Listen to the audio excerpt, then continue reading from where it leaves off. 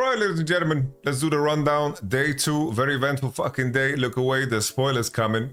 Gigabyte Marines managed to 2-0 the LGL representative and also the PCS second representative because they've meshed it together. And then 100 Thieves get beaten to a pulp by R7. Woo! Woo! First and foremost, let's do a little general meta check in terms of where we are at. I do think that Jinx still showcases a lot of the flaws that I expected. I think this was like a rare case of Lucian being strong because Jinx can't really fight back against it, and the super pairings are not great against Lucian Nami. Like Jinx was picked here together with Kesante. Like I think there's more maneuverability here. I think that Rumble is looking piss weak. I think it's partially because of the play-in teams, but I think Rumble requires too much precision. Rumble, if we define it as a champion, is currently 0-4 in play-ins because teams are very imprecise. Rumble as a champion, he basically controls his wave through strength. He controls his wave through strength, and if he's weaker early, he can't control the wave, and it's very easy to kill. If he dies once or twice, his game is completely over. He can't side lane well, and he needs to rely on team fights. So if he doesn't get ahead early, he can't extend that lead into lane longer. So he has to start grouping earlier, which is very, very bad for the Rumble economy. Like this is a champion that is very strong early and scales well if he gets to generate gold. But a lot of this other top laners, of course, beat him on side, or like a Yone beats him on side, unless he has an advantage. So Rumble looks kind of trash. I think LeBlanc, we had one LeBlanc here. We had, of course, the LeBlanc here too. I think there's definitely like cases where LeBlanc could do some work, but I still think this champion relies on snowballing, so it's quite dangerous, right? I think in regards to the Crystal Ball, this is a fucking document that is on the subreddit, which is fucking amazing for us to keep track of everything. Just to loop you guys in on where I'm at. Poppy, Kesante, Yone, Leona, and Mumu. I had a solid day with some Yone bans, some Leona bans, but there's some champions that are kind of bursting ahead if we're looking at it. Champions, most bans, Skarner at 7, Ziggs at 7. I thought that Ziggs would be... Basically, I thought that if Yone is banned, I thought Ziggs wouldn't be played. But that's not the case. Ziggs is just getting bans, probably because people like to play it mid lane too. And we've seen some Tristanas also come through, so why not? Jhin as most picked, you know, is just a safe pick and doesn't get banned.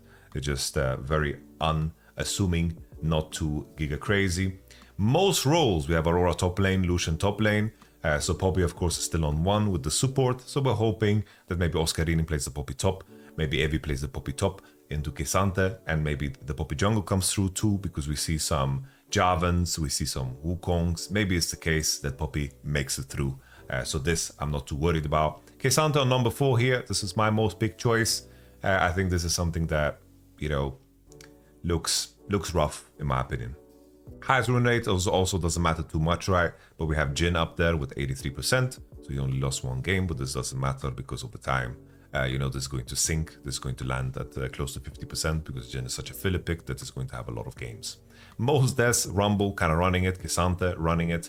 My person is Leona at 8. It's just, it is just a question of pick a tank or a bruiser that is going to be picked a lot. And Rel is a champion that she had like a 0-8 banger today. So that was really, really good for the Rel enjoyers. So we will see how things progress. But Skarner is looking, Skarner and Aurora. I think if I could switch now, probably Skarner because he's 7. But I think Skarner, Aurora are 2 champions that are going to get banned a lot more. As things progress, if we just think about the meta. Like Aurora, Skarner, the most recent rework, the most recent champion, completely broken in my mind. These are like devilish in terms of how strong they are. Okay, in regards to everything else, you know, game times, you can take a look at that too. Players, highest KDA, Super 18, which is pretty fucking good, but that's gonna drop probably. Most kills in the game, 13. I think that's something they can catch up to, but 13 is still damn high. And then most champions played is irrelevant at this point. And luckily we have most first bloods at 1-1-1. Because first bloods are kind of weird because assist doesn't matter, you know? It doesn't matter. Teams, we have no Baron steals. World's winner, most champions played. PNG, because they played 3 games. And that's it, you know? All right. Let's take a look at the Drakes too. We have the hub here. We have Chemtech first, together with Cloud, and then my Hextech Drake here is second. Cloud seems to be showing up super much. It's like the logic of this. Maybe Hextech is rough because there's often games where Chemtech and Cloud spawn and people have less pry on them, so they get taken, especially with Chemtech. So maybe the rationale should have been, oh, it's Chemtech Soul. People don't care about it as much. They're gonna trade gold for it and give the weaker team Chemtech. And maybe the logic should be surrounding like picking the worst Drake rather than the best Drake because everybody loves Hextech. You know. All right. Let's take a look at the games. I think that the LGL team, I think in hindsight, I was like, oh, they have a good draft here. It looks like they're going to win the game because I don't believe in Shyvana. It's too slow scaling. But I think they are playing a lot of champions that carry so much risk. Lucian, Rumble, Jarvan. Make one mistake, lose the game. And the enemy team has Poppy too, so it becomes harder for Jarvan to be useful. Lucian can win early. Rumble can win early in some cases, right? Aurora strong. But I think it's just too hard for them to snowball. You make one mistake and it's over. Looking at this game, I think the main thing I want to highlight is just Kiaya, how he controls the dig push. It was like a moment in time. I think Gigabyte Marines as a team, I think that they have a very clear identity where they pick like engage comps. They play these skirmish type comps. I think Kiaya did a very good job of engaging the fights. And I think that as long as Levi is playing something that scales super well and enjoys farming, I think that they should be very happy. I think that Levi had a very good series, but to me, Kiaya was the clear MVP of Gigabyte Marines. So they try to extend the lead. Here, Forrest manages to steal away off of a very bad smite from Levi on the burst. He misses by 73, so Forrest gets it. He smites too. But I don't understand why they want to continue. Here, Ziggs is pushing a wave and they are fighting in an area that's very dangerous for Poppy, and they manage to get the slam, and then Forrest also EQs into the Poppy that is W on. And these are mistakes that you don't get away with. You can't let this happen. Now Shyvana's Giga Fed gets camps too, and this is a very, very good game position for Gigabyte Marines. I know they're not called Gigabyte Marines, but such a cool name. Gum sounds like chewing gum. So I'm going to keep it crispy. Kiaya did a wonderful job. This is another kill pickup here for Levi. Evie didn't look to flash, but he got the wave. Any kill in the direction of blue side composition, they are very, very happy with. They have 1 Drake, 4 grubs. They are completely chilling, of course. Here, Elio, I wanted to point out, he's playing no Hex Flash. He's playing Relentless Hunter and also Sudden Impact. I think that's pretty weird. Most of the time, we see Halo Blades into Inspiration because of how good Hex Flash is. I think there was a lot of moments where he missed Hex Flash in this game, and I think he wishes he had it, but he did not. I want to highlight the last fight here where Kiaya completely dominates, which is the coming Drake fight. I think this is the one where Kiaya goes complete sicko mode. Let's see it. I was worried here for a moment because Levi used ult so early. I think in some cases you can get away with it if you get significant poke, but in this case Levi didn't. He didn't land the poke on the enemy team. And he had no Shyvana ult. I think the only thing he did was hit Evi once. So here it happened. They traded Flash. Like this type of situation, Jarvan trading his ult for Flash, you're very happy if you are the blue side team. In the short term, ults are more valuable than flashes in a lot of cases, right? It's more about the idea that you want to ult a couple of times on a target that has no flash and hope that that's going to be the way. Here, Kiaya is just chilling on the dig push and Gigabyte Marines are inviting the enemy in. Look how the angle that Kiaya gets. I think Dasher should probably just ignore this wave bot if they want to contest this because he's very late to the situation and he's very strong in the game. Look at Kiaya, he grabs on to 4, Dasher's not here yet. When I watched this live, I was like, damn, he grabbed 5, but Dasher just wasn't here. He did grab the entire team. They're inviting him to the dig push, and I like that the Gigabyte Marines are playing for his position, which is super cool. He latches onto everybody. Emo also dips in here with the W, finds the angle, and then Elio as well with a very nice W. Look at the Poppy play here. I like that a lot, how Elio plays this. He just dips in here, collects with, of course, his W. He collects the Rel. He collects Forest as well as he EQs out, and then he gets the Airborne on 2, and then Jin is a position to pop. Gigabyte Marines showcase a lot of good fucking team fighting, and it's clear that they have a very, very defined identity. I like how ballsy Easy Love is here, uses the barrier to the max and pushes forward. And this, at this point, with the composition that they have, is just completely game over, you know? I think that's fucking wonderful. This second game was very similar in that sense. Here, blue side, once again, Giga greedy. They need to be very strong. They need to snowball early game. I think that this red side composition, I think this is like, it's going to be like a staple. You know, I think these type of compositions are going to be really fucking good at this World Championship. I think if you can get these type of drafts, bro, I think this is just a fucking winner. Because I think any draft that is playing against this needs to snowball so fucking hard. Very mobile, strong on side, very big 6 spike, has strong early in the Aurora, strong early bot. I think that this is a very, very strong combo here. Like this type of draft is what we're going to see more and more of for sure. I think when K'Sante is out or K'Sante is not played, all compositions are very squishy. We don't have the same amount of tank junglers. We see like the occasional Wukong, Viego, Lee Sin. We don't see Sejuani, Maokai every fucking game. So there's definitely like a world where all of these compositions with heavy damage and mobility are really, really fucking good, you know? So that's a blessing. I really like this type of draft, and it was just a matter of time until blue side actually make a mistake and the red side composition is going to win and take over. So early game looked solid for blue side. You know, they had lane advantages, not significant enough. I like this play from Elio to just back up Kiaya here. I think it was good, but also very, very good discipline here from Evi to not use his level 6 swing to all in, because this is, of course, a very like this in terms of the lane state with Kiaya not basing. This is the time to go for it. But Evi is just fucking really disciplined here, so that's solid. We have the extension. Kind of crazy the Gigabyte Marines wanted to take these type of fights. These type of fights where blue side is quite strong. Rumble has no ult. They are just entering in with Wukong level 5 and Elio with no flash as well. I think it was very lucky for them that Kiaya actually managed to get a triple kill here, all things considered, because this was a situation could have gone very, very wrong. They invited a fight where, in my opinion, blue side is very strong. So it's 3-1 on Kiaya. He doesn't get a shutdown on time, so he is chilling. I think Aurora damage output with the passive, like Aurora just seems so fucking strong to me, bro.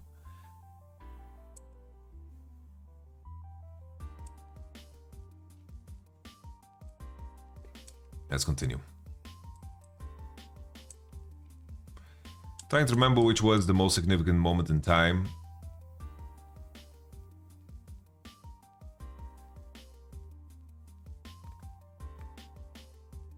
This is just same rationale as before. Like they're not connected with Kiaya yet, and like this is basically deja vu of the previous, like just deja vu of the previous situation, really.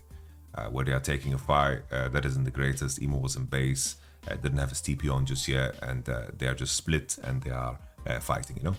I don't like that at all. Let's continue. Here, this is the mistake that we were looking for. The Soft Hawk Bank Gaming, they commit all of their abilities. Dasher is not in position, and Levi gets kicked into the direction of his Yone, and suddenly, you know, Kiaya has TP and they find the timer to fight. I think this is very intentional, because if you look at Rumble's TP timer, it just seems like it's timed, because otherwise how Gigabyte Marines are moving like this, it just seems like they are very aware of it. It's like, yo, I have a TP advantage here, I'm basing, I'm coming in fresh. Rumble has TP at this moment in time. Go, go, go, let's fight. Rumble TP in 5 seconds, let's go, go, go, go. And they're just fucking snapping. At first, it looks kind of crazy that just facing in river, but it just looks so intentional. I really like that for Gigabyte. Like Gigabyte Marines, in terms of their fight selection and their fight coordination, I think honestly has looked the best in play-ins. So respect to them, man. I think that there's some iffy things, but I think that they have like cohesive drafts that want to team fight together, and I think that Kiaya has looked good. I think that there's some work to be done in terms of, you know, how they manage side and how they managed the early game, and these were games that were very easy to play because the enemy had compositions that needed to snowball. But I think fair play to come.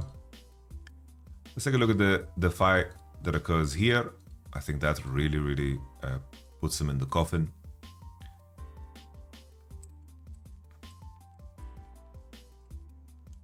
This is the one. Yone has TP, Kiaya is already in the dick bush, defending. And Kiaya manages to survive, and Rumble is too far away to actually ult. I think that Lee Sin and Poppy just unloaded way too quick, and Ashe kind of lost herself in her character. I'm not sure where Ashe went here. Ashe is fighting, but Ashe is just flashing forward here to kill Levi. Ash kind of lost herself, and I repeat, red side, you know, red side, just snowball. Like, I mean, blue side needs to snowball. Sorry, I'm losing my mind a little bit. And red side, I just managed to pick up some good fights. Another thing I wanted to highlight, just how Leona moves on the map. Like Leona predicted, like Leona and Wukong were always defending the aggressive play of the enemy. They were never in a situation where they tried to mismatch. Never in a position where they tried to, you know, trade turrets or something. It's like Wukong was always behind Aurora, or Leona was always behind Aurora, which is super, super good because the enemy has 5 grubs. So I really like that awareness from them. I think the best one is, of course, the Hextech Drake. I think that's a great example. Because here, blue side is overloading on top, and they showed on vision. So red side is just reacting to the vision and the wards they placed from before. No one's crossing this vision. They are either basing or going topside. So Leona is just opening on topside to mark Kiaya. Vista also showed now. Now the W on the arrow, super nice. And now Leona is here, Wukong is here, and Boris is just trying to get something done. He's trying to push him away, but you don't have to take this Q. But all in all, the fact that they are defending and not giving up the turret for free and moving with the enemy against the 5 grubs, I think is just good play. I think Gigabar Marines played a good stalling game and made it hard for the enemy team to actually snowball. Alright, let's take a look at the second series of the day. I repeat, just Kiaya and Aurora, MVP, really fucking strong. That's like the main takeaway. Scaling is king, with combat tools in this play-ins, as per usual. 100 Thieves. In game number 1, they ban Nar, Kaiser Scanner, Vi, Yon, Ziggs, Brand and Jax get locked in, and then Javan gets value against Brand, of course, but Jax and Tristana are very happy to play against Javan, and then the Hui blind. Hui, in my opinion, good matchup into Tristana. I think that Hui is a champion that we should see more of, especially if there's less tanks in the game. Hui is a champion that does a lot of upfront damage and burst, and someone needs to eat those abilities, and if no one can, I think Hui can have really good games. I think that Hui does really good against champions that are relatively mid-range, like Tristana, or Brand, or even like Jax is, of course, melee. So I really, really like this Hui spot. The way I judge 100 Thieves coming into this, I was like, oh, as long as Quid and River have champions that can operate well in the game, I think all is good and easy. I think that 100 Thieves do best when Tomo and Ayla's role in the game is as simple as possible. I do have to say that looking at this game, it did feel like 100 Thieves were kind of choking already from the get-go. I think that they were very, very stiff in the early game. They were losing the matchups quite extensively. They were missing some abilities. They didn't pay attention to swaps. Draven actually managed to get a little bit ahead. But all in all, like the enemy team is still 5-picking Draven against this composition. Like this game would be unplayable for Draven either way, you know? I think that River really, really stepped the fuck up and he got shit done. Here, Hui is just disconnected. These guys just need to piece the fuck out after taking one grub. I don't know why they are pushing forward. Like they are just trolling, right? Like they are pushing forward when they need to piece the fuck out. Hui can't play the game here. The enemy could pit 5 to top side. They have full information. No idea why 100 Thieves do this. This gives Draven a cash out, and all of a sudden they are 1 kick all the head after, you know, just having advantages through CSing. Another kill happens, this time on Ayla. He's just standing in the bush when he doesn't need to, gets Hex Flash on. Maybe he didn't know Hex Flash existed because Poppy didn't play it in both games in last series. We continue. Sora 7 have a relatively moderate lead here, right? Hui is doing very well in the matchup, being ahead on CS.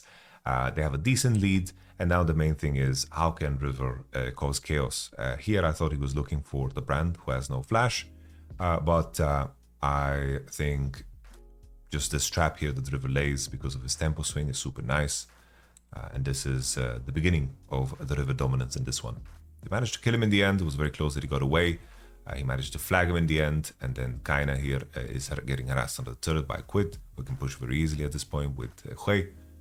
And then they push out Kaina. He has TP, but that's all fine and dandy. He's forced into buying Mercs against this composition, Leon and Hui, when the enemy has triple AD. Mercs is a good buy. I'm just pointing that the composition has good cohesiveness. I think here in this spot, when I mentioned that Draven on 5 was very bad, I think this is one of the rare angles where you should put Brand Bot. I think if you put Brand Bot here and you pick a jungler that will be better into Jarvan, I think you would be very, very happy. I think that you have the option of maybe picking like a Maokai here or a Sejuani here, and I think it would have been a lot better. I think that this was the rare game for the famous Karzi Brand Bot, and I think it would have been really, really good in this game. Because obviously against this composition, you don't want to play an immobile AD carry, and Ezreal was already banned, Kaiser was already banned, so I think that pivoting away and sending Brand Bot could have been an option here. Because you can make your jungle matchup better as well. Alright, the River got that one. They showcase in the replay actually how he dodged vision, which was pretty cool. Look at that, he EQs and goes away from the crab and kinda doesn't spot him. Actually, he does spot him. He does spot them. What the fuck? They know. They know. What is Leon's doing? Oh, what is he doing? Okay, I thought River was did some FBI play with how they presented the replay, but it wasn't the case. Okay. This was just a nice TP in my opinion by Sniper. Jax is also late to the party. Ori has no flash as well, so he stays in the pit. Good engage by Ayla. I think Quid also plays this beautifully here. The R onto the backline, and then he kites in the other direction and reconnects with his team. This is a game that got rather dirty at certain points in the game. Even though, of course, blue side here are in a very favorable position. It showcased some of the jitter here of 100 Thieves. It's going to be a point in time.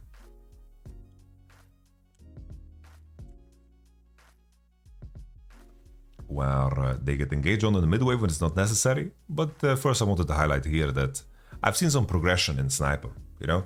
There was this talk about how Impact's gonna help Sniper. I don't know if that happened or not, but it does, like I'm in my brain, right, in terms of how I judge things and I'm looking at this, it does almost look like here, you know, Sniper is like being baby Impact here. He's getting a lot of space, allowing his team to push forward when they collapse on him. Gets out with a well-timed W, and then he goes and tries to undermine and marks Jax, and then he goes into the fight here as well. His timing to go in is super good. I think River could have played a little bit slower here, while his team is hitting, of course, the Rel. So there's that, you know. I think Sniper showcased that his tank play has gotten better, because he did play 3 K'Sante straight. And that's it.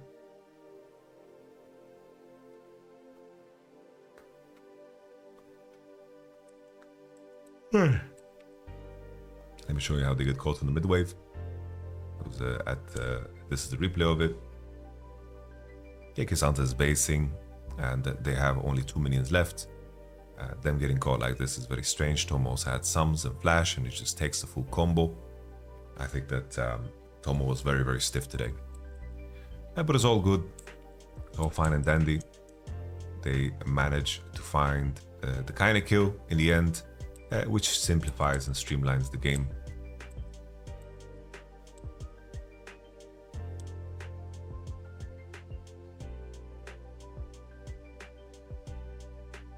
Not sure what this setup is, man. This is maybe like a fucking foreshadowing of what the fucking series was, because this is such a goofy ass setup, bro. Ori dies. They get Nash. River plays that fight beautifully with the EQ out after the R. Leon's is being a little bit of a hero with the flash out there, because I think if he just pops the ult there on CEO's head, it explodes his forehead. See the ending. Trying to remember what it was. Okay, nothing too interesting. Okay, game number 2. Game number 2. What happened in game number 2? I think here the main thing for me is I thought the 100 Thieves was gonna win straight up, but something to highlight with Lucian Nami drafts is that if you are playing K'Sante top with Lucian Nami, you need to have a mage on mid. If the enemy team has bulky champions like Renekton, you're just going to lack a lot of fucking DPS. A lot of fucking DPS. Here in the 4-5, I do think that Orianna is a champion that should just be picked 1, 2, 3 always. I've thought about it more and more, and I think that Orianna has very little answers. I think like Orianna, Yone are like on similar tier, but Orianna is so fucking strong as a blind. I think it's very difficult to find champions that are good. I think Acer has gotten weaker. I think you can lane against Syndra, but maybe with Syndra in jungle, maybe you can do something against Orianna, because at least she needs to like put herself at risk to trade. Maybe you can play LB. But Orianna is looking really, really fucking strong on this patch, and this is probably like one of the champions that's going to be like the most played champ, or even banned against the likes of like Faker and Rookie, who of course made it to the World Championship. Alright, Aurora Wukong gets locked in, which means that Renekton is so fucking strong in this game. Lucian Nami have a lot of burst and poke, but in terms of their sustained DPS, there's definitely AD carries that have more of that, right? Renekton is dangerous in such a game. They have the Orianna Nocturne combo, and it's not super easy to outplay that as Lucian. Sure, you have a dash, you can buy Zekers, you have flash, but Orianna Nocturne combo is definitely something that is still lethal and can do work. But Aurora Wukong, you know, aren't good targets. It's all about Lucian Nami being good targets, and then, you know, seeing what's up. I think that Renekton was a big shift up, and it was much better for them to play the Renekton instead of course, the Jax from the first game. So looking at this game, I'm trying to remember what the fuck happened, because that fucking game 3 is so clear in my mind. I think the lane matchup looked hard on mid-wave. There was a lot of fucking fighting around mid-wave. Oh yes, I remember now. I think it just, when it comes to 100 Thieves as a team, I just don't think they should ever put Tomo on anything that, you know, forces him to carry. I think that he should just be Jhin, Ziggs every game. Like he shouldn't play anything with responsibility. It looks like he's just not good at it, you know. This game he needed to do a lot more on the Lucian. I think there were moments where he could potentially carry, but did not. That's my doorbell. Sorry, guys.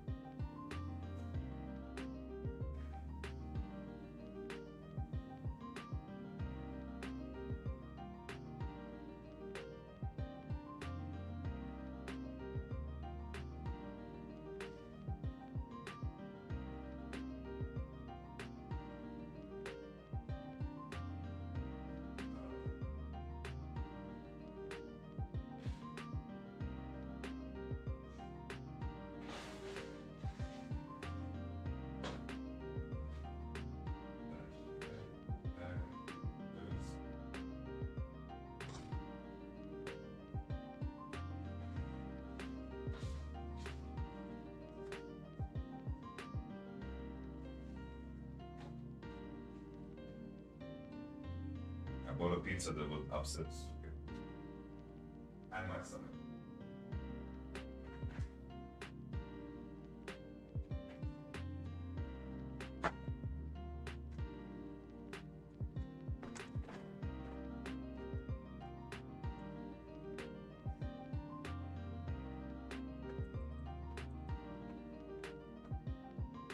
Trying to remember the moments of Lucian and Nami.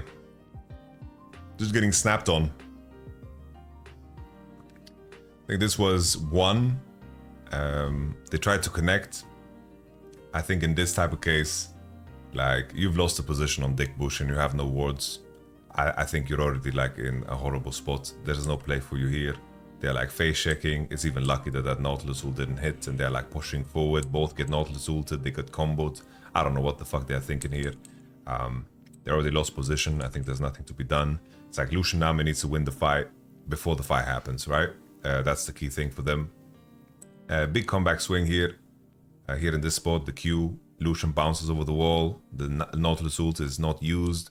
Orianna ult as well, doesn't get any value. Like, it all comes down to like what kind of value does R7 get from their combo, and their combo should be guaranteed in a lot of spots here, right? But like no Orianna, no ult, Nautilus ult, and R7 kind of grief. Let's take a look at the position in the first place. It's a good bubble from Ayla, but I don't know why Odi doesn't fucking stopwatch it. And the R7 is just kiting back because they are waiting for Ezreal to connect.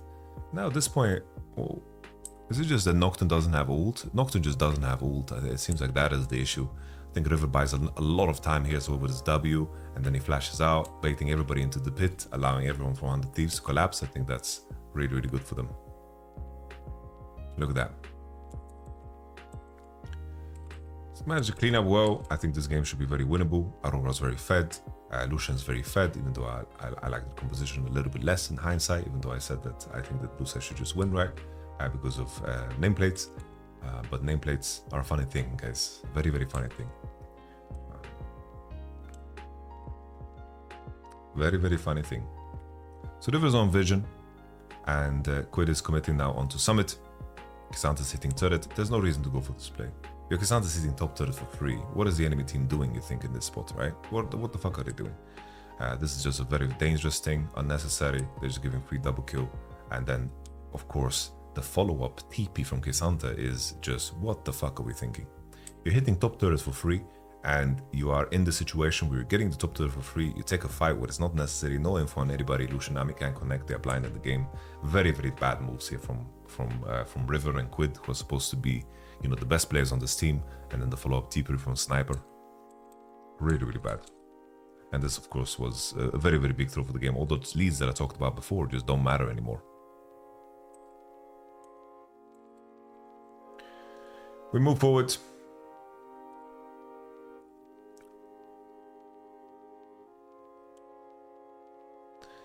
R7 just dive when it's not necessary.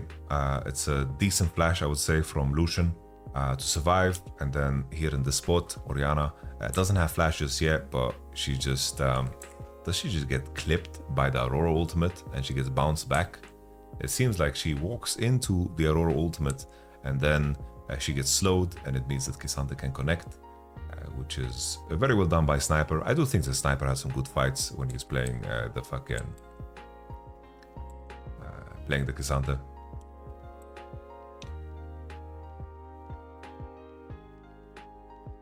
Here as well, this looked completely fine because he used Nautilus ult and Orianna ult and Nocturne ult to get it done. But the main issue is that Renekton just doesn't have a threat on him, you know? Doesn't have a threat on him. Aurora managed to trade the 1-for-1, and Summit is always like surviving this fight with a low HP because it's very easy for him to space it and to rotate his Q. Sterise gets so much value. It just pinpoints the issue that I mentioned before, you know, of not having any like DPS.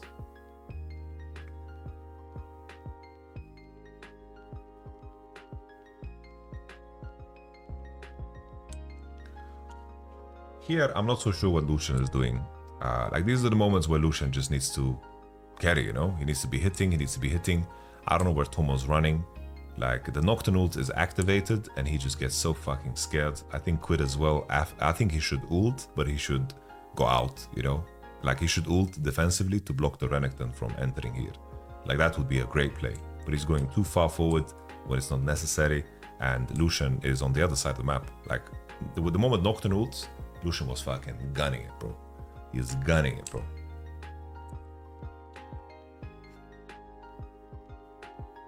Here in this spot, I don't understand why Ori is just not fucking pushing forward to give space for his bros. Like, this is a fight where blue side is much stronger in my opinion. I think that they just need someone to create space, and they just need Ori to walk in. Like, even if he dies, I think that he will just win the fight off of it, but nobody wants to create space.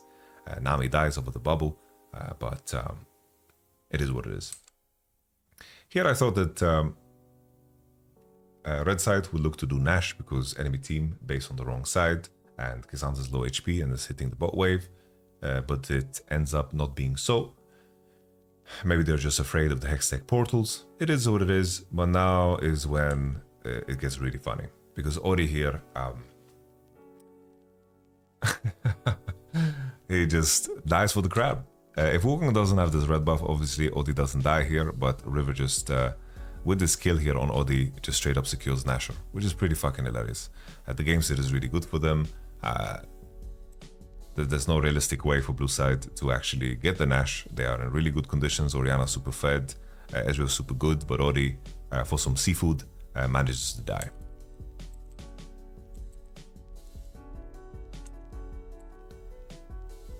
Combo as well doesn't land. Looks like 100 Thieves is about to win this game. How did they throw it? How did they lose? Let's find out, guys. Let's find out. We have a TP on the flank. Aurora's on the mid wave. It seems like they didn't check their own flank here. The pink ward in the Pixel is damn good. I think it's good that Tomo is staying so far back to not be in vision because they're just giving Nash wave. I do think that this is like a decent proposition, but he's just getting blue trinketed because they want to target him with the combo. But here, the issue is Tomo walks into the Renekton. If he walks straight up here, there's no more blue trinket to be used and he would be out of vision, and then they could just play time. And even if K'Sante dies here, they get mid-inhib, they're chilling. But he walks into the reggaeton. And that's not a good idea because Renekton gives vision and then they can combo him and he dies. Aurora's late to the party, kinda survives with his flash. Wukong dies too, even though I think Wukong could have just walked out. Like Wukong can just walk out, yeah? Like here they need to understand that this is not a fight that is winning, regardless. Like here, this is about running. I think if Wukong pieces out and K'Sante just walks out, it is what it is. Even here, I think that Quid, you know, they lost 2, but they burned the summoner of Orianna. Isn't the end of days, it's just that Quid just fucking jumps into them for no fucking reason. I don't know why the fuck he's teleporting into them. This shit is crazy. This shit is crazy. Anyhow, now Zeke's out on Lucian. He's looking strong. Maybe he can carry the game because you can see he can survive the combo with 4 items. He does a lot of fucking damage. He's really fucking fed. Maybe, just maybe Tomo can carry. Let's see what can happen.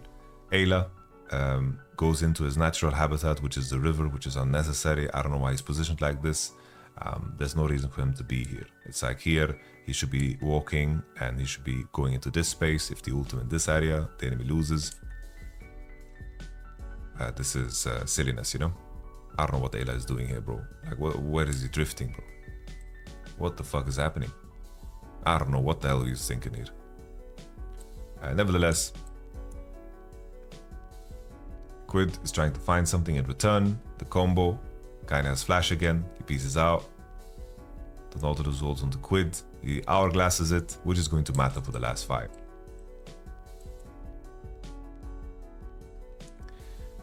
Now with the last fight coming up, Hourglass on Lucian, Sums on Lucian. What can he do? Maybe he can carry the fight, right? 100 Thieves, I would say that they're much weaker in this position.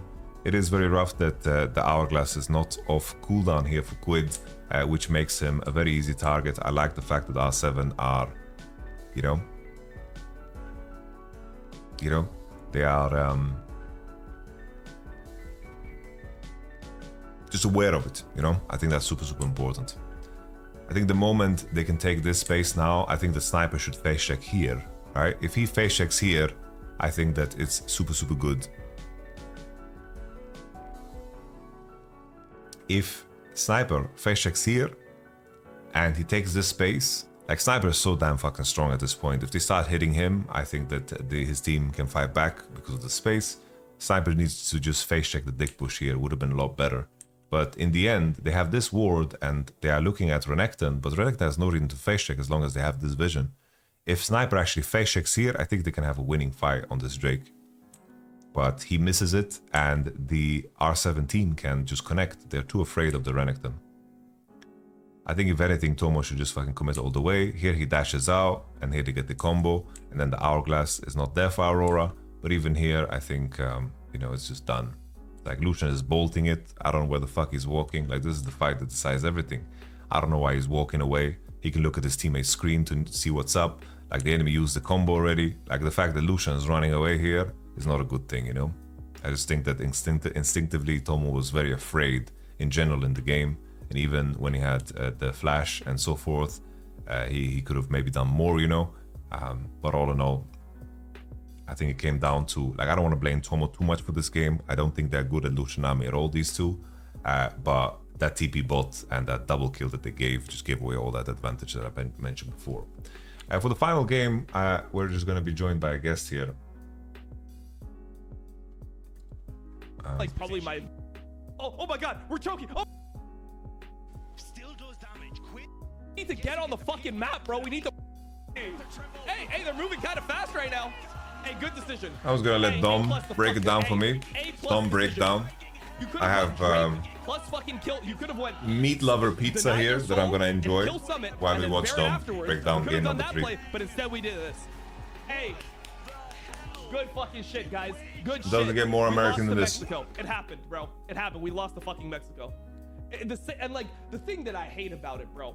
The thing that I really fucking hate about this shit is how we just devolve. We lose in these moments where there's pressure. We lose everything we fucking know about the game, and we just devolve into the NARAM. We always devolve into this fucking NARAM.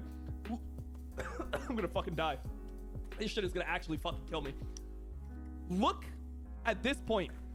At this point, how little CS we gain from 19 minutes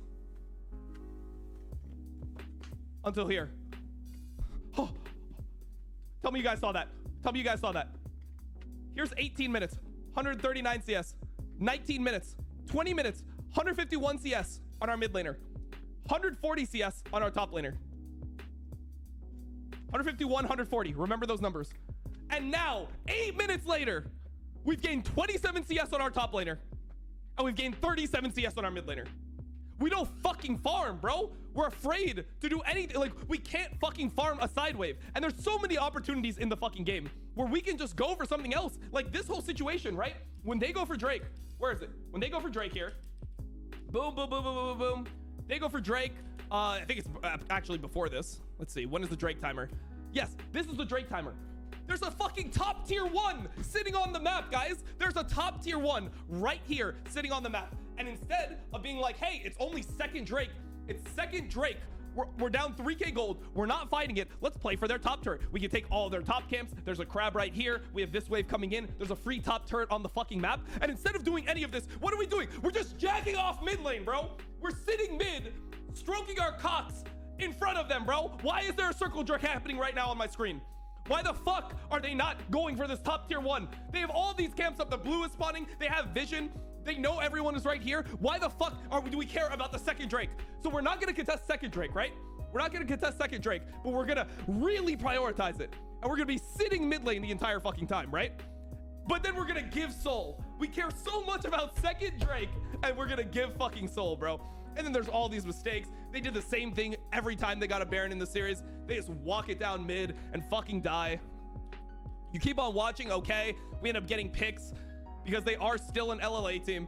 Then we're just doing this. We're throwing up all over each other. Look at this flash from Quid, bro. Quid, listen to me. Listen to me, bro. You're a fucking MVP. You're a fucking MVP, bro. You're an MVP. And you're missing this flash. If you don't want to flash here because you think you're dead, that's fine. But what the fuck is this? What the fuck is that, bro? I make that flash. I'm ancient. I make that flash. And you're not making that flash. You're flashing on top of yourself like this. It's such a disgusting choke job. And it's not even where there's a ton of pressure, bro. It's R7. It's R7.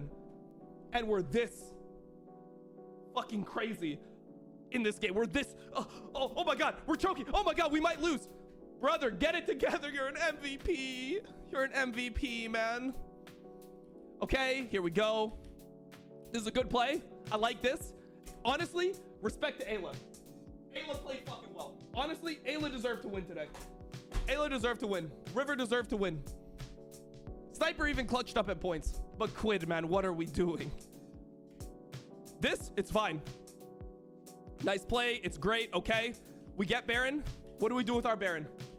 What do we do with our Baron? We're always mid lane with our Baron. 100 Thieves is always mid lane with their Baron. They never play on a side wave. They never play on a side wave with their Baron. And why do you go into side waves with Baron as opposed to mid? Because when you go to a side wave, you can only get flanked from one position. So it's much easier for you to control the space around you so you don't get fucked when you walk up and you try to hit the turret. Here we go. They're going to hit mid. They're going to hit mid. Okay, we're giving Drake. It's fine. Fine. We got top. Hit tier 2. Hit tier 2. Keep on pushing, bro. They're 5-man around here. Push the wave in. Okay, this is fine. Sniper, you're all good. Nice. Okay, now he went to catch the wave. Went to catch the wave. You can group up mid. You should be still baroning this top wave, by the way. You should still be just baroning the top wave. How can LeBlanc clear waves of Baron minions? You should still be baroning the top wave. Keep LeBlanc out of the mix. If LeBlanc is not in the mix right now, this 4k gold lead LeBlanc, if LeBlanc is isolated on side, having to clear a wave with Cassante, 100 Thieves is going to be able to take this turret 4v4. They are stronger 4v4. They have a gold lead on every single person besides for LeBlanc. And what do we do? What do we do? We don't baron the wave. Then we walk this direction. Look at the direction, bro. Look at where Sniper decides to walk. Through here? Through here? Bro, I don't even know. We haven't even named this place on the map. You realize that Yamato and I, we have names for every other spot on the map. We have Satan's armpit. We have the knee pit. We have Satan's asshole, Satan's grundle. What the fuck is this, bro? This is the worst. This is the worst part of Satan. I don't even know what part of Satan this shit is. This needs a new fucking name. This is the worst spot to ever be in the fucking map, and we walk straight through here. Oh, and our whole face is one shot. Nice. Nice. We're trying to kill the Renekton with a Sterak's. And then Quid is like hitting his arm. Like, we just don't have the damage for this, bro. And we have a BT. We don't have an LDR. And Summit just lives. And then now everyone fucking dies. And now our Baron play went from being a positive situation to being a minus 3k Baron play. A minus fucking 3k Baron play. This should be your time to get a gold lead, so coming into the soul fight, you actually have a lead that you can leverage on them. But they don't have that because they do this. And now the game is completely fucked. The game is completely fucked. We should 100% lose from this point. We've got to just hope that R7 fuck up. But guess what, bro? Guess what? R7 do fuck up. R7 do fuck up. And where's the fuck up? Right here. Right here. Praise be to God. They have griefed in front of us. It should be a completely one situation. Baron and Soul are spawning at the same time. R7 can leverage both. And what ends up happening instead? So good. He's hinting. He's hinting. We ulted the clone. It's fine. Boom. Boom. Boom. LeBlanc dead for 57 seconds. So what should we do with this? Nice. Now is our time to get control. Now is our time to get control. We have 1 minute where they have no LeBlanc. Everyone else is weakest. So I mean, obviously, everyone is strong, I guess. Like Lucian is strong at this point, but it's a 5v4 on the map. We're completely good in this situation. So we can get control, right? All right, we go for this play. Ayla dies, but it's all good. This is all good. Land onto CEO. We fear him. Quid walks away. He ends up living. We get Wukong. Nice. Wukong is dead. Enemy jungler's dead. So what do we do at this point? Well, we've got to answer the Renekton, and we have Soul spawning in front of them. This Lucian has no sums. Obviously, they have TP on LeBlanc, but LeBlanc has no flash. Summit has no TP top. So if we go and we answer this with somebody, we should be able to choose the objective that we get. We should be able to choose the objective. You should start Drake right here because like you'll be able to see LeBlanc TP coming in. You have people here. You should start Drake with 3 people, right? And then if they try to fight you, sure, you just win the game. You have flash on Viego, no flash Lucian. Probably Tomo will, I mean, Tomo has flash barrier, so I think you can outplay 3v3 because you have, I mean, they have a support and a no sum 80 carry. It's very easy to play around what they have right here. They have no culling. It's very hard for them to outplay you. You take Drake. If they allow you to base, you go top, you kill Summit, and you make a play for the Baron afterwards. You also have a 20-second death timer gap between Ayla and Adi. And instead, what do we do? What do we do here? We give them Cloud Soul, I should say. Give them fucking Cloud Soul. And obviously, while we're giving them Cloud Soul, like Summit is taking an inhib. So they got an inhib and they got Cloud Soul and we got Baron in a situation where we can't even fucking use it, bro. How is this ever going to be the right move? Why are we not denying Cloud Soul here? How are we supposed to win if we don't deny Cloud Soul? How the fuck are we supposed to win? Look at what Lucian can do with Cloud Soul. Dude, they're such an OP Cloud Soul team. Wukong with Cloud Soul? Bro, why is Yankos calling me, bro? Why does he want to collaborate? I'm finishing this rant in 30 seconds, then I'll talk to Yankos. Lucian with Cloud Soul. Wukong with Cloud Soul. LeBlanc with Cloud Soul. Renekton with Cloud Soul. How the fuck are we supposed to deal with this? It's actually impossible. And you see, obviously people are gonna be like, oh, Jinx had flash. Bro, even if Jinx has flash, look at how this Lucian is moving. Look at that Lucian's movement speed. This guy is on crack cocaine right now. Okay, bro, let's answer Yankos.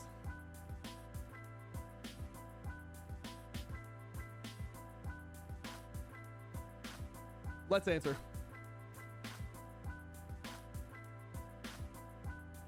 And that's all, folks. In regards to tomorrow's matchups,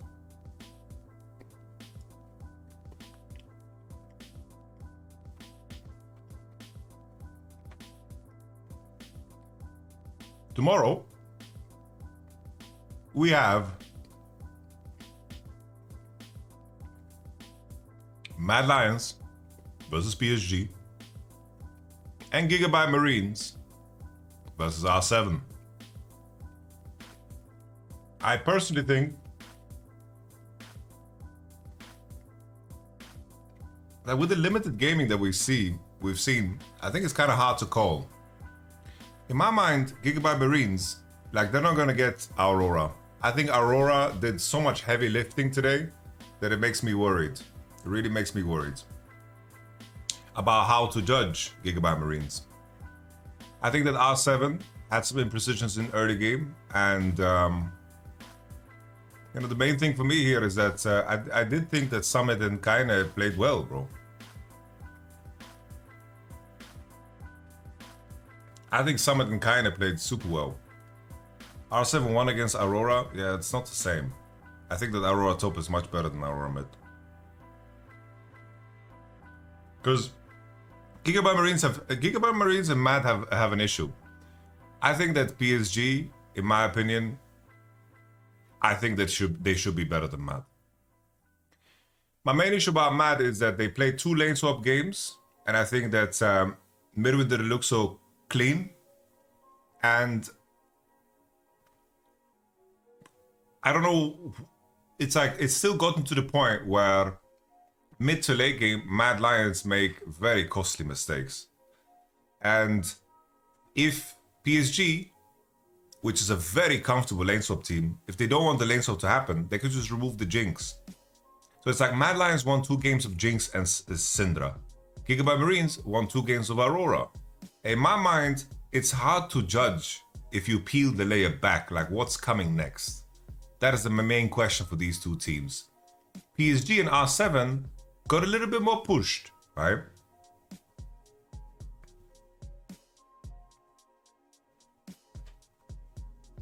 PSG, I think it's like, I don't want to overrate how hard I judge PSG for their game 1. Because their game 1 was very bad, but game 1, we've seen other teams be bad too. It just seems like, oh, we're getting used to the stage.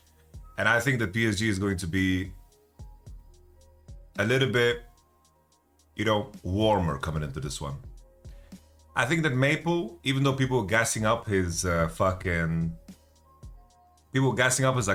I didn't think he was that great. But I think that the battle of Frescawi versus Maple isn't going to be the deciding factor. I just think that the main thing for me is, I think that Junjia and Betty, they are strong in the right positions. My main question here is that I think that Woody played pretty fucking ass, and Ozzy picked some trash champions.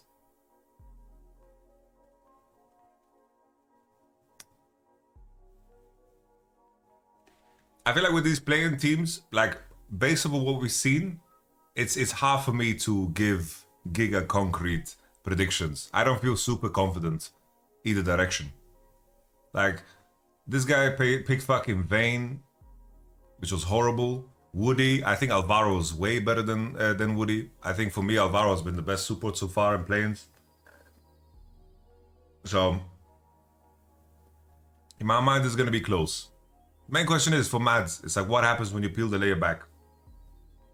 And then for Gigabyte Marines as well, I think they're never gonna be allowed to play the champ again. That one is too dangerous. So I don't feel super comfortable about anything, honestly. This one.